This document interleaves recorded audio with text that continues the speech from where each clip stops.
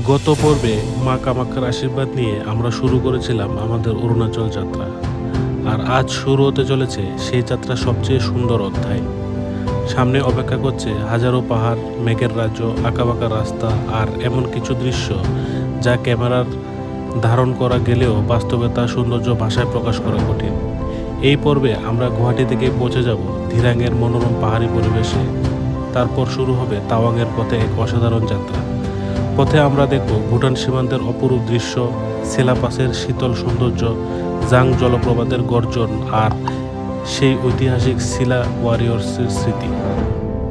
প্রতিটি বাঁকের পর অপেক্ষা করছে নতুন এক চমক। আর বিশ্বাস করুন, এই যাত্রার কিছু মুহূর্ত আজীবন মনে থাকার মতো। তাই চলুন আর দেরি না করে শুরু করি আমাদের অরুণাচল অভিযানের সবচেয়ে রোমাঞ্চকর অধ্যায়।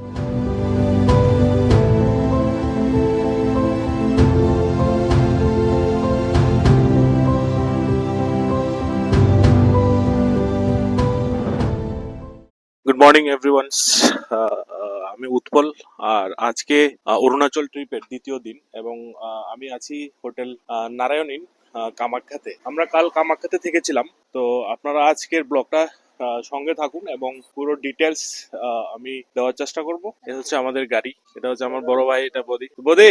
আজ অরুণাচল ট্রিপের প্রথম দিন আমরা যাত্রা শুরু করছি এবং দিরাঙে থাকবো। তো কেমন এক্সাইটেড? শ্বাস নিতে পারতেছি না, প্রথমত লাগি যাই না, সেটা খুব ভালো। তো আমি প্রথমবার যাচ্ছি। সকাল সকাল অ্যাকচুয়ালি আমার বৌদিমণি মন্দির দর্শন করেছে এবং ভোর তিনটের সময় উঠে মন্দির দর্শন করেছে। আমরা গর্ভগৃহে ঢুকতে পারছি না, এতটুক ভিড়, মানে করে লাভ নাই। যারাই আসবেন আপনারা সকাল 3টার সময়, সকাল 3টায় মিনিমাম উঠতে হবে, ঠিক আছে? যদি দর্শন করতে হয় সকাল 3টায় উঠতে হবে। এ হচ্ছে নিচে যাওয়ার রাস্তা, ঠিক আছে? আর এই সোজা গেলেই আমাদের মন্দির, 500 মিটার। এই আমাদের গাড়ি, আর এই হচ্ছে হোটেল। আজকে অরুণাচল আমরা দিরাঙে থাকবো, তো এতে তোমার রিয়াকশন কি? তোমার এক্সাইটেড কেমন তুমি? এক্সাইটেড বলতে আমি তো ফার্স্ট টাইম যাচ্ছি, তো স্বাভাবিক এক্সাইটেড তো থাকবোই। এখন গেলে দেখতে পারবো কি আসে বিষয়, সেটাই। তুই কেমন এক্সাইটেড? এভারেজ, এখন বুঝতে পারছি না ভালো হবে না খারাপ হবে। নতুন সকাল, নতুন রাস্তা আর নতুন এক অভিযানের শুরু। সবাইকে নিয়ে আমরা রওনা দিলাম অরুণাচলের পথে। সকালের গুয়াহাটি শহরকে পেছনে ফেলে রেখে আমরা শুরু করলাম আমাদের অরুণাচল যাত্রা। সামনে অপেক্ষা করছে দীর্ঘ পাহাড়ি রাস্তা আর নতুন নতুন অভিজ্ঞতা। তবে তার আগে, যাত্রার শুরুতেই একটা ছোট্ট বিরতি। পাহাড়ে ওঠার আগে পেট পূজা তো অবশ্যই জরুরি, তাই প্রথমে টিফিনের দোকানে দাঁড়ালাম। জাস্ট এখন আমরা একটা জায়গায় ব্রেকফাস্টের জন্য দাঁড়িয়েছি। এখন আছি মঙ্গলদৈ বলে জায়গা এটা। এখান থেকে আরো যেতে প্রায় 6 ঘন্টা সময় লাগবে, 6 থেকে 7 ঘন্টা সময় লাগবে। আমি জানি আজ থেকে আমরা আর বাড়ির খাওয়া খেতে পারবো না। যাই হোক, নতুন জায়গায় নতুন এক্সপিরিয়েন্স তো নেওয়া দরকার অবশ্যই। তাই সকাল সকাল ছোলা ভাটুরে দিয়ে শুরু করলাম এবং আমাদের প্রথম গন্তব্য সেই ভুটান বর্ডার। তো সবাই কেমন আছো? এখন আমি আছি ভুটান বর্ডারের ঠিক ভুটান বর্ডারে, আমার পিছনেই আছে ভুটান বর্ডার। ভুটানে এন্ট্রি করব, তারপর এখান থেকে আবার যাত্রা শুরু হবে।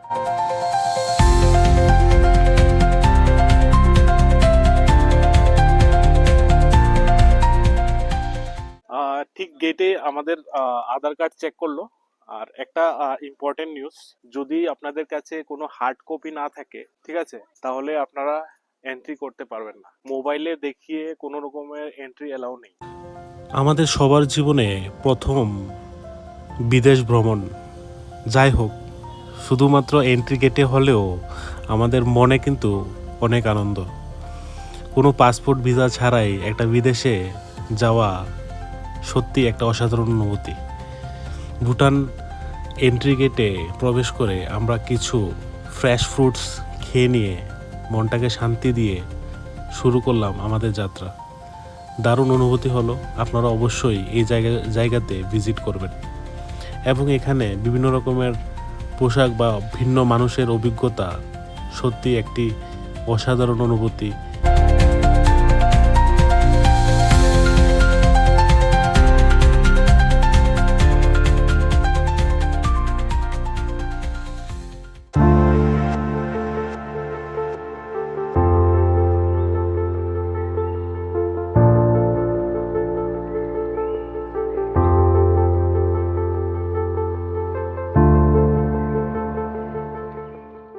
হ্যালো এভরিওয়ান, এখন আছি আমরা শেরগাঁওতে আমরা লাঞ্চ করব। এখন সময় হচ্ছে 4:40। আমার বোনের শরীর প্রচন্ড খারাপ হয়ে গেছে, কারণ অনেক হাই অ্যালটিটিউড আর এখানে অনেক কার্ভ রাস্তা।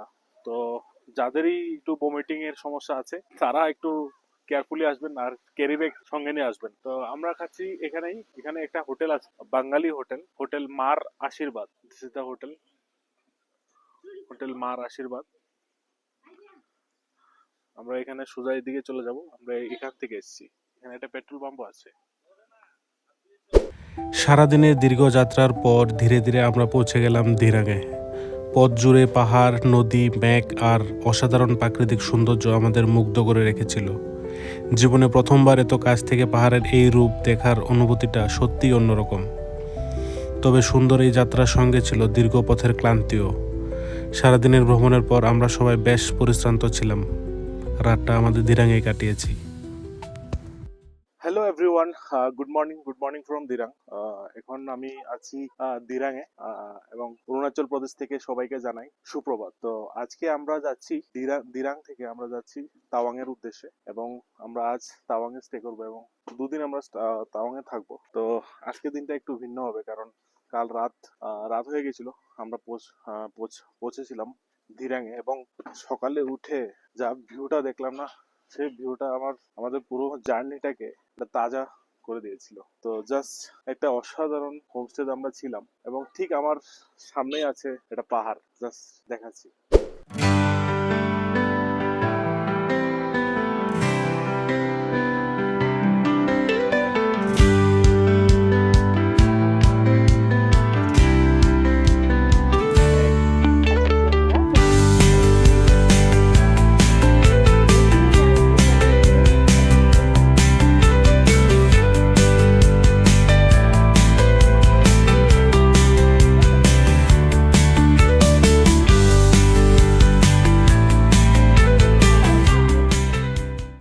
ডে থ্রির মানে তৃতীয় দিনের আমাদের অরুণাচল ট্রিপের আজকের জার্নিটা এখান থেকে শুরু হচ্ছে।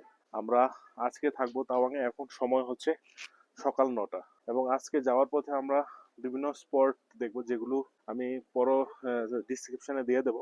আশা করছি সম্পূর্ণ সিরিজটা আপনারা দেখতেন। আমরা আগরতলা থেকে অরুণাচলের উদ্দেশ্যে রওনা হয়েছি 27 তারিখ থেকে।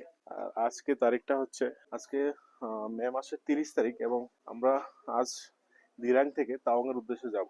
এই হচ্ছে হোমস্টে, যেটা কাল রাত আপনাদের দেখিয়েছিলাম। আপনারা চাইলে থাকতে পারেন। ইভেন যদি চান আপনারা কোথাও অরুণাচল দিরাঙে অনেক হোমস্টে আছে, অনেক হোটেল আছে, আপনারা গুগল করে দেখে নেবেন। আমি সেগুলো ডিটেলসে যাচ্ছি না, জাস্ট আমি আমার একটা মেমোরির জন্য এই ভিডিওটা বানাচ্ছি, এবং এই ব্লগটা করছি, এই সিরিজটা করছি। আই হোপ সবাই ভালো লাগছে, এবং যদি ভালো লাগে থাকে সবার সঙ্গে শেয়ার করবেন, এবং চ্যানেলটাকে অবশ্যই সাবস্ক্রাইব করে দেবেন। নতুন সকাল, নতুন উৎসাহ আর নতুন এক গন্তব্যকে সামনে রেখে আমরা দিরাং থেকে রওনা দিলাম তাওয়াংয়ের উদ্দেশ্যে। পাহাড়ের আঁকাবাঁকা রাস্তা, মেঘে ঢাকা উপত্যকা আর চারপাশের অপরূপ সৌন্দর্য যেন প্রতিটি মুহূর্তকে আরও বিশেষ করে তুলেছিল।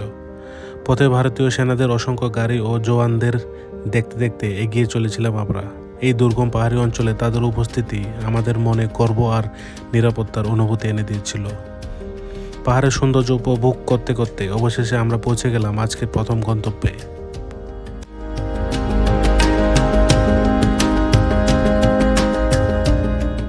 সো বন্ধুরা, এখন আছি সেলা ওয়ারিয়র্স।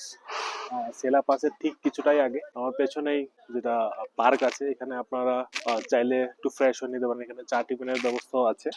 এটা সংক্ষেপে যদি আমি ইতিহাস বলি, 1962 সালে যখন চীন ভারতের যুদ্ধ হয়েছিল, তখন সেলা নামে একজন মেয়ে ভারতীয় সেনাদের সাহায্য করেছিল, যার নাম অনুসারে এখন সেলা পাস নাম পড়েছিল। তো এটাই মোটামুটি একটা ইতিহাস, যেটা সচরাচর আমরা পড়েছি। তো জায়গাটা ভীষণই অদ্ভুত এবং দুর্দান্ত সুন্দর। হ্যাঁ, শ্বাসের সেই কিছুটা সেরকম কিছু নেই, কিন্তু এখানে ঠান্ডা বাতাস আছে, এবং কিছুটা ক্লাউড। তো এই হচ্ছে সেলা ওয়ারিয়র মেমোরিয়াল। ঠিক আছে, ওয়েলকাম টু বৈশাখী। আমরা আছি 11,246 ফিট উপরে। জায়গাটাও দুর্দান্ত এবং অসাধারণ দেখ। আপনারা সবাই এখানে আসলে এখানে অবশ্যই 10-15 মিনিটের জন্য এই জায়গাটা দেখে যাবেন, এবং খুবই খুবই খুবই সুন্দর জায়গা।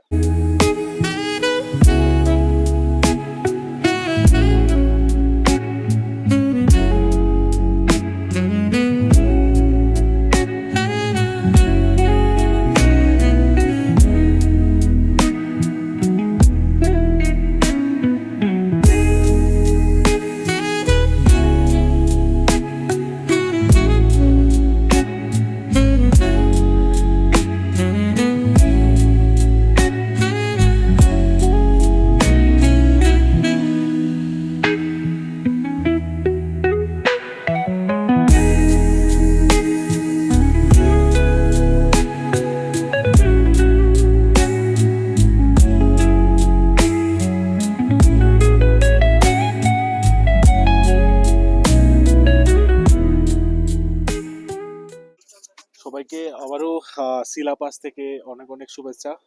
আমি আছি এখন সিলা টপ সিলাপাসে।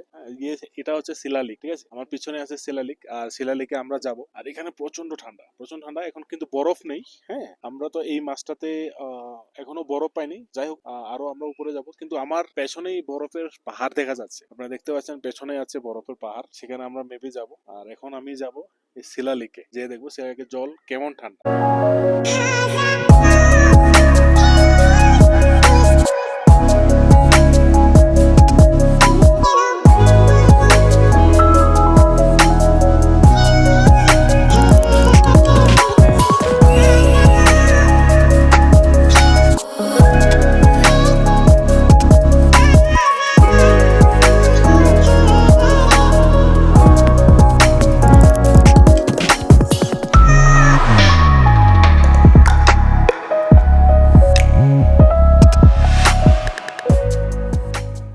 ভ্রমণে পরিকল্পনা যেমন থাকে, তেমনি কখনো কখনো পরিস্থিতির সঙ্গে মানিয়ে নেওয়াও জরুরি। সিলাপাসের অপরূপ সৌন্দর্য উপভোগ করার সময় হঠাৎ আমাদের দলের ছোট্ট সদস্য এবং আমার বোন কিছুটা অসুস্থ বোধ করতে শুরু করে। উচ্চতা এবং ঠান্ডা আবহাওয়ার কারণে এমনটা অনেক সময় হয়ে থাকে। তাই আমরা বেশি সময় সেখানে না থেকে তাদের স্বাস্থ্যের কথা চিন্তা করে দ্রুত নিচের দিকে নেমে আসার সিদ্ধান্ত নিই। ম্যাগি এবং চা শেষ করে নতুন উদ্যম নিয়ে আমরা রওনা দিলাম আমাদের পরবর্তী গন্তব্যের উদ্দেশ্যে, যেখানে অপেক্ষা করেছিল আরও এক নতুন অভিজ্ঞতা।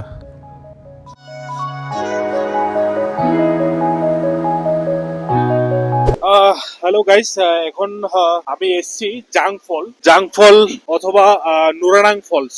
100 মিটারের লম্বা এই ওয়াটারফল, এটি বিখ্যাত ওয়াটারফল অরুণাচলের, যেটা সবাই জাংফল নামে পরিচিত। জাস্ট আমার পিছেই ওয়াটারফলটা দেখুন। ওয়াও, সেই ওয়াটারফল সত্যি অসাধারণ।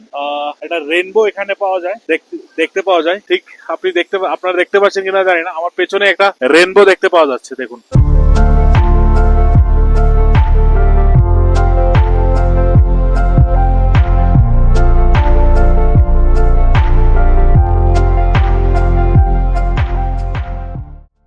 জাং জলপ্রপাতের মনমুগ্ধকর সৌন্দর্যকে বিদায় জানিয়ে আমরা আবার রওনা দিলাম আমাদের আজকের শেষ গন্তব্য তাওয়াংয়ের উদ্দেশ্যে। পাহাড়ের বুক চিরে এগিয়ে চলা এই পথের প্রতিটি মুহূর্ত যেন স্মৃতির পাতায় জায়গা করে নিচ্ছিল।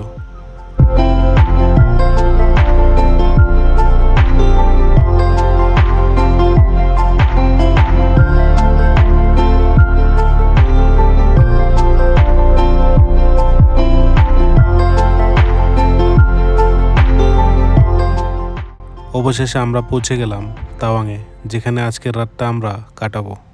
তো আমরা এখন বেরিয়েছি কিছু ডিনার করার জন্য। তো এখানে রাত 8টা সাড়ে 9টার মধ্যে মোটামুটি মার্কেট ক্লোজ হয়ে যায়, যে কারণে আমরা একটু আর্লি যেটাই আমরা ডিনার করব সেগুলো নিয়ে হোটেলে চলে যাব। আর কাল আমরা সকালে এখান থেকে বুমলার জন্য রওনা হব, এবং আমাদের গাড়ি আসবে সকাল। আমাদের যে পাইলট ভাই আছে উনি আমাদের ঠিক করে দিয়েছেন, একটা ইনোভা আমরা নিয়ে নিয়েছি। সব কিছু পাসপোর্ট নিয়ে 5,500 টাকা আমাদের থেকে রেখেছে। আমরা টোটাল 6 জন আছি। তো মাদুরি লিক হয়ে বুমলা হয়ে আবার তাওয়াংয়ে ফিরে আসবে। তো এটাই ছিল আজকের গল্প। আর আজকের দিনটা অনেকটাই ভালো ছিল। দিরাং থেকে তাওয়াংয়ের যে জার্নিটা, আজকের যে জার্নিটা অনেকটাই ভালো ছিল। এর আগের দিনের জার্নিটা একটু খারাপ ছিল, বাট আজকের জার্নিটা অনেক ভালো ছিল। আর অনেক ভালো ভালো জায়গা দেখেছি। যাই হোক, আপনারা যারাই আসবেন তাওয়াংয়ে স্টে করবেন। আমরা এখানে 2 দিন আছি, কালকেও আমরা থাকবো এবং অনেকগুলো এক্সপ্লোর করবো, মনেস্ট্রি এক্সপ্লোর করব। তো সবাই ভালো থাকবেন, সুস্থ থাকবেন, ট্রাভেল করবেন, আর চ্যানেলটাকে পারলে সাবস্ক্রাইব করে দেবেন। ধন্যবাদ, দেখা হচ্ছে কালকে নেক্সট ভিডিওতে। ততক্ষণ পর্যন্ত বাই বাই। এখানে ছোট বাজেট থেকে শুরু করে বিভিন্ন ধরনের হোটেল ও হোমস্টে সুবিধা পাওয়া যায়, তাই নিজের পছন্দ ও বাজেট অনুযায়ী থাকার ব্যবস্থা সহজেই করা যায়। আজকের মতো এখানে শেষ করছি আমাদের যাত্রার এই অধ্যায়। সবাই ভালো থাকবেন, দেখা হবে তাওয়াং থেকে আগামী পরবর্তী অভিযানে। জয় হিন্দ।